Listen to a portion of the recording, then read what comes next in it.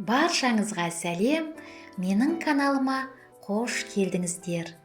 Сау болғыңыз келсе, сорпа ішіңіз. Сорпаның пайдасы туралы өте көп айта беруге болады. Ең маңыздысын айтатын болсақ, асқазан мен ішек үшін сорпа бірінші тағам болуы тиіс. Себебі сорпада глицин өте көп. Глицин ақуызды құрайтын коллаген мен эластиннің көзі болып саналатын амин қышқылы. Сау ағзаны айтпағанда, тесік ішекті емдеу үшін глицин ауадай қажет. Сорпа бүкіл минералдың көзі. Ешқандай бат, дәрі бұл сияқты табиғи суперфуд бола алмайды. Сорпаның да сорпасы бар.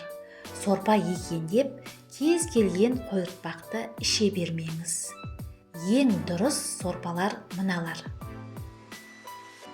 Сүйек сорпасы. Ең кемі 6 немесе 24 сағат қайнап барып дайын болатын өте тиімді сорпа. Бұған көбіне жілік бастаған сүйектер салынып баяу отта қайнатылады. Сорпаны тоңазытқышта сақтап күніне 1-2 кеседен жылтып ішсеңіз болады. Тауық сорпасы. Бүтін бір тауық не жартысын қазанға салып қайнатасыз. Бұл кемі 2 сағат қайнауы тиіс.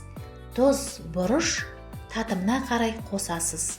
Түрлі шөп шаламды пісуіне 10 минут қалғанда қоссаңыз болады. Балық сорпасы. Бұл да тауық сорпасы секілді дайындалады. Мұнда сүйекті балықтар болуы тиіс. Мысалға, сазанның басы. Ең бастысы, барлық сорпаны бір сүзіп алуды ұмытпаған жөн.